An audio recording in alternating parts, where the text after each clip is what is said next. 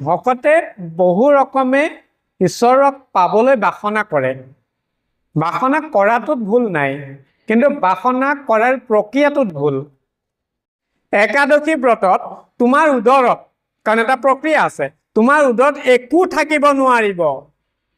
কিন্তু আমি কি কৰোঁ? একাদশী ব্ৰতত ভাত মুঠি অন্নমুঠি নাই ধৰা, কলটো খাইছো, গাখীৰকণে চলি যাব।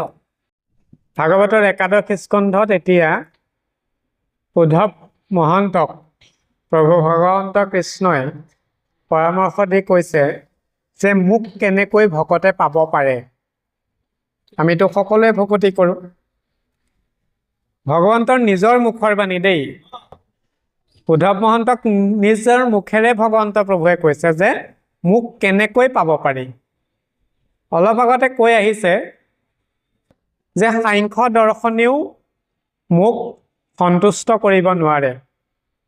ভাগৱতৰ ৩য় স্কন্ধৰ শেষৰ ফাললৈ কপিল প্ৰভুৱে মাতৃ দেৱহূতিক সাংখ্য দৰ্শনৰ কথা কৈছিলে।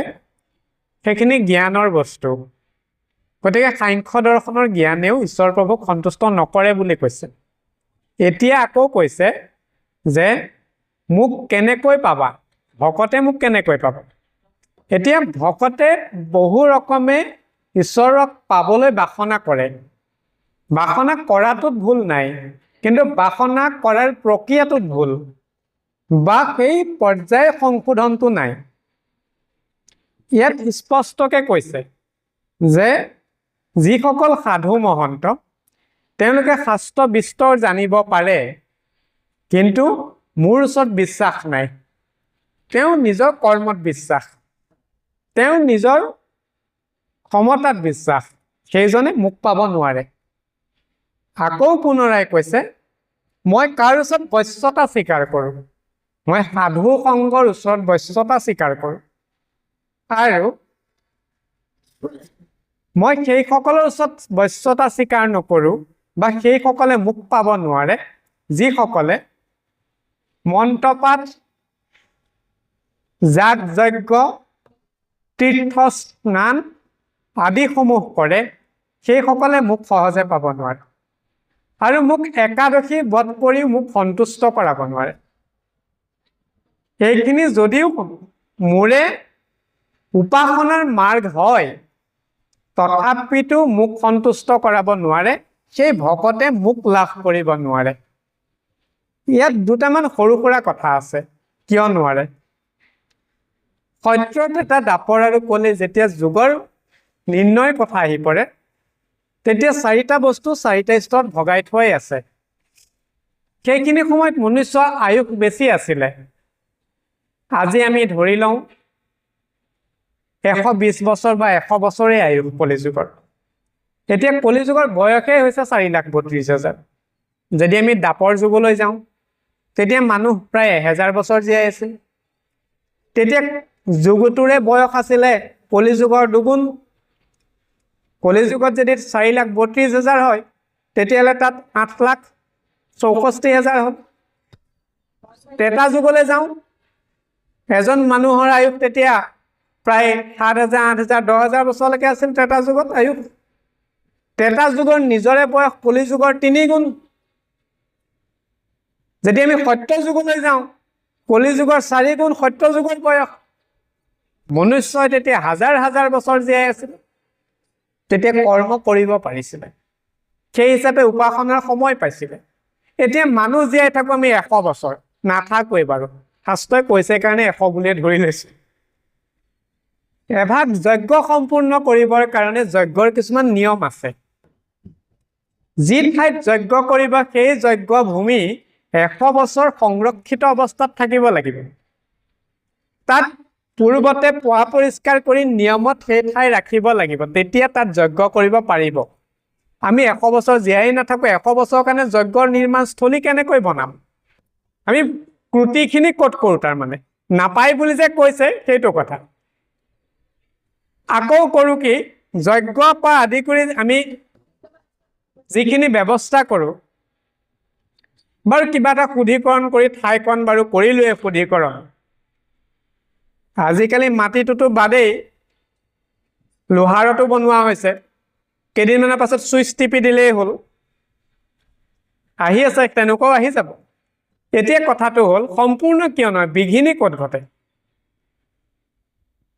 দুটামান খুচ মাৰি থলে তেতিয়া গাত লাগিব সুবিধাকণ পাওঁতে খুচকিটা মাৰিয়ে থৈ যাওঁ যেতিয়া যজ্ঞ কৰিবৰ কাৰণে ঘিউ আমডাল অন্যান্য সামগ্ৰী লাগিব উপকৰণখিনি পুৰসু প্ৰচাৰ লাগিব ফুললতা উপকৰণ লাগিব সেই ফুললতা উপকৰণ আমি কেনেকৈ সংগ্ৰহ কৰিছোঁ প্ৰথম চাওঁ আমি ঘিউকণ কেনেকৈ আনিছোঁ মই পূৰ্ব এটা অনুষ্ঠানত এইখিনি কথা কৈছিলোঁ প্ৰসংগ কৰি ঘিউকণ কেনেকৈ আনিছিলোঁ ঘিউ যেতিয়া যজ্ঞৰ কাৰণে প্ৰস্তুত কৰা যায় প্ৰক্ৰিয়াটো কি আছিলে উপনিষদত কৈছে যে ঘিউ যিজনে প্ৰস্তুত কৰিব তেওঁ যজ্ঞৰ মূল পুৰোহিত হ'ব লাগিব অন্যথা তেওঁ যিজনে যজ্ঞভাগ কৰিব সেই যজমান হ'ব লাগিব আৰু প্ৰক্ৰিয়াটো কি আছিলে এজনী গায়ে যেতিয়া দামুৰিটো গাখীৰ খায় দামুৰিৰ পেট ভৰি যাব যেতিয়া প্ৰয়োজন নাথাকিব দামুৰিৰ ভোক নাথাকিব দামুৰিয়ে খুন্দিয়াই থাকিব খুন্দিয়াই থাকোঁতে দামুৰিৰ মুখৰ পৰা অলপ ফেন বাহিৰ হৈ আহি থাকিব সেই পাত্ৰ মাজত ধৰিব লাগিব সেই ফেন মাটিত পৰিব নোৱাৰিব মাটিত নপৰোঁতে পাত্ৰৰ মাজতে ধৰি সেই ফেন সংগ্ৰহ কৰিব লাগিব আৰু এনেকৈ সংগ্ৰহ কৰোঁতে তাৰ পৰা ঘিউ বনাব লাগিব সেই ঘিউ কোনোদিনে মাটিলৈ যাব নোৱাৰিব সেই ঘিউ পোনপটীয়াকৈ ক'লে যাব জলৰ অগ্নিকুণ্ডলৈ যাব আমি ঘিউ তেনেকৈ প্ৰস্তুত কৰিছোঁনে নাই কৰা ঘিউ কেনেকৈ কিনিছোঁ বজাৰলৈ যাওঁতে নিজৰ পুৱাৰ নাস্তাত খাবৰ কাৰণে অন্নপূৰ্ণা নালাগে যত যি ব্ৰেণ্ড আছে চব কিনি আনিছোঁ আৰু ঈশ্বৰৰ ওচৰত সমৰ্পণ কৰিবৰ কাৰণে কম দামী সস্তীয়া ঘিউ ক'ত পাওঁ অনা নাইনে তাতো বিঘিনি অৰ্থাৎ কি কৰিছোঁ আমি যজ্ঞলৈ উপাসনা হিচাপে সেই ফুলসু প্ৰচাৰৰ ফুললতা উপকৰণৰ ভিতৰত ঘিউটোও এপাক আমি তাত সমৰ্পণ ভাৱত আমাৰ মনত সেই সৎ বাসনাটো নাই যাৰ কাৰণে বিঘিনি আৰম্ভ তাপাই হ'ল বাকীখিনিলে মই যাব বিচৰা নাই আৰু দেই দীঘল হ'বগৈ গতিকে কথাটো কি হ'ল আমি এজন দেৱতাক যজ্ঞভাগৰ উদ্দেশ্যে আমন্ত্ৰণ জনাই আনিলোঁ আজি বাপজনাকে মোকে বা বাকীসকলক আমন্ত্ৰণ জনাই আনিছে আপোনালোকৰ দায়িত্ব আমাক সন্মানেৰে ৰখা সন্মানেৰে বিদায় দিয়া আমি বেয়া পোৱা কাম এটা যদি আমাৰ সন্মুখত পৰি থাকে আমাৰ মনটো কেনেকুৱা লাগিব নিশ্চয় বেয়া লাগিব একেদৰে আৰাধ্য দেৱতাজনক মাতি আনিছোনে নাই মাতি আনি তেওঁ বেয়া পোৱা কাম কেইটামান কৰি আছোঁ তেওঁ ঘিউ যজ্ঞৰ কাৰণে কেনেকৈ বিচাৰিছিলে ঠাইৰ টুকুৰা কি বিচাৰিছিলে আৰু আমি কি দি আছোঁ যাৰ কাৰণে আমি সম্পূৰ্ণ পৰিক্ৰমাত কৰিবলৈ সমৰ্থৱান নহয় সেই সামৰ্থ্যৱান নোহোৱাটোৱে আমাৰ অসুবিধা আৰু তাত অসুবিধাৰ সৃষ্টি হোৱাৰ কাৰণে আমি এজন দেৱতাক মাতি আনি তেওঁক সম্পূৰ্ণ শুশ্ৰূষা কৰাৰ বিনিময়ত তেওঁক অকণমান মনকষ্ট দি পঠাই দিলোঁ যাৰ কাৰণে যিটো আশালৈ কৰ্মভাগ কৰিছিলোঁ কৰ্মত বিঘিনি আহিল কাৰণ আমি সম্পূৰ্ণ সেই সমৰ্পণ ভাৱত কৰা নাছিলোঁ ক'ৰবাত নহয় ক'ৰবাত ঘটিল কিবা এটা সেইকাৰণে কৈছে যে তুমি যেতিয়া যিভাৱে কৰ্মভাগ কৰিবা তোমাৰ সম্পূৰ্ণ সমৰ্পণ ভাৱটো লাগিব আৰু সেই সহৃদয়তাটো লাগিব আৰু পাছত কৈছে একাদশী ব্ৰতেও মোক নাপায় এতিয়া আমি একাদশী ব্ৰত প্ৰায়খিনি লোকে কৰি থাকোঁ বাধা নাই কৰাত ভাল কথা কিন্তু একাদশী ব্ৰতে ঈশ্বৰক সন্তুষ্ট নকৰে বুলি কৈছে ঈশ্বৰক নাপায় বুলি কৈছে দেহাটোৰ কাৰণে ভাল কিন্তু সদায় যদি আমি অপখাদ্যই খাই থাকোঁ আমিষ ভোজনেই কৰি থাকোঁ এটা দিন যদি উপবাস থাকোঁ তেতিয়াহ'লে আমাৰ দেহটোৰ কাৰণে বিৰাট ভাল কিন্তু আমি সেই বাসনাটো ৰাখিব লাগে একাদশী ব্ৰত কেনেকৈ পালন কৰে একাদশী গোটেই জন্ম কাহিনীটোতে আছে যেতিয়া কোৱা হৈছে যে তুমি একাদশী ব্ৰত কৰিবলৈ হ'লে তুমি বিষ্ণুৰ ব্ৰেতিৰেকে তুমি অন্য নাম তোমাৰ হৃদয়লৈ তোমাৰ মুখেৰে বাজেই হ'ব নোৱাৰিব তুমি বিষ্ণুৰ ব্ৰেতিৰেকে হৃদয়ত আৰু মুখৰ মাজে বিষ্ণু নামৰ বাদেৰে একো বাজ হ'ব নোৱাৰিব সেই সময়খিনি একাদশী ব্ৰতত তোমাৰ উদৰত কাৰণ এটা প্ৰক্ৰিয়া আছে তোমাৰ উদৰত একো থাকিব নোৱাৰিব কিন্তু আমি কি কৰোঁ একাদশী ব্ৰতত ভাত মুঠি অন্নমুঠি নাই ধৰা কলটো খাইছোঁ গাখীৰকণে চলি যাব আৰু এটা কথা ব্ৰত যেতিয়া কৰিবলৈ যাওঁ কি কৰোঁ তেতিয়া কি কৰা যায়, সেইখিনি সময়ত কোনোবা এজন অহা কথা আছিলে সেই দিনটোত, কোনোবা একাদশী ব্ৰত নমনা মানুহ গমেই নাপায়, ফোন কৰি ক'লে যে প্ৰভু মইতো আপোনাৰ গৃহলৈ গৈ আছো কালিলৈ পৰহিলৈ, বোলে কাইলৈ পৰহিলৈ নাহিবা দিয়া, তাৰ পাছদিনাখন আহিবা, বোলে কিয়, নাই কালিলৈ আমাৰ একাদশী ব্ৰত আছে ঘৰত। কিয় নাহিবা, মানে তুমি আহিলে কালিলৈ আমি মাছ মাংস অন্যান্য ব্যৱস্থা ভাগ কৰিব নোৱাৰিম, সেই উপভোগখন কৰিব নোৱাৰিম, গতিকে তুমি পিছৰ দিনা আহিবা। তুমি যদি একাদশী ব্ৰতৰ নিয়মতে আছিলা, একাদশী ব্ৰতৰ পৰিকল্পনা, তোমাৰ মানে সেই আশাটো ক'ৰ পৰা আহিল? আশাই আহিব নোৱাৰিব। সেইখিনি সময়ত কোনোবা একাদশী ব্ৰতৰ আগদিনা বা ব্ৰতৰ দিনাখনে ফোন এটা আকৌ কৰিলে যে আজি আমুকত এইখিনি তোৰ কাৰণে থৈ দিছিলে, ঐ বোপাই মোৰ ভাগৰ থৈ দে, হলে নানিবি, একাদশী ব্ৰত আজি যি আছে কালিলৈ দি থৈ যাবি। তোমাৰ মাজত এইখিনি লালসা ক'ৰ পৰা জন্মিলে? ব্ৰতত লালসা থাকিব নোৱাৰিব নহয়। এতিয়া কোৱা হৈছে কি, তুমি আচলতে কৰাৰ প্ৰক্ৰিয়াটো নাজানা, দেখাক দেখি কৰি আছা, যাৰ কাৰণে দেহাটোৰ কাৰণে কৰা আপত্তি নাই, দেহাটোৰ কাৰণে কৰাচোন, একাদশী ব্ৰত নালাগে বেলেগ এটা বাৰু পাৰি, কিন্তু কি কৈছে, তুমি ভগৱন্তক পাম বুলি সেই দৃঢ়তাটো তুমি নোৱাৰা। সেইকাৰণে কৈছে ইয়াতে যে সাধুৰ শংকয় অৱশ্যকে বশ্যে কৰে মুক, নপাৱৈ মুহুক লাগ, যোগ যজ্ঞ দানে। এতিয়া দান শব্দটোৱে আহি গ'ল নহয় আকৌ, মোৰ মুখখন অকণ খুলিলে খোল খাই থাকে তাৰমানে। এতিয়া দান, আচলতে আমি প্ৰকৃত দান দিব পাৰিছো নে নাই? দানৰ এটা মহত্ব আছে, সোঁহাতে দিয়া দানৰ কথা বাওঁহাতে জানিব নালাগিব। আজিকালি কি হয়, কোনোবাই ক'ৰবাত দান এটা দিওঁতে ফটো এখন মাৰি সামাজিক মাধ্যমত প্ৰচাৰ কৰি দিয়া যায়। মোৰ পৰিয়ালৰ সদস্য কেইজনে প্ৰথমতে গম পাইছে নে নাপাইছে নাজানো, মোৰ কিন্তু সেই 5,000 10,000 ফেচবুকৰ ইউটিউবৰ ফ্ৰেণ্ড চাৰ্কলে গম পাই গ'ল যে ই আমুকত কিবা এটা দান দি আহিছে। আনহে নালাগে, আজিৰ পৰা অলপ দিনৰ পৰা কমিছে বাৰু, ধৰ্মীয় অনুষ্ঠানসমূহৰ পিছফালৰে কাৰ্যসূচীটো লিখি দিয়া হয় যে দাতা আমুক, গেটটো হয়নে, গেটৰ তোৰণটোত এই কাঠেৰে বহোৱা নিৰ্মিত তোৰণটো 2 দিনৰ কাৰণে আছে, 3 দিনৰ দিনাখন আঁতৰাই দিব আপোনালোকে, তাতো আমুকৰ স্মৰণত দিয়া হৈছে। দাতা কোন? আমুক আৰু আমুকৰ পৰিয়ালবৰ্গ।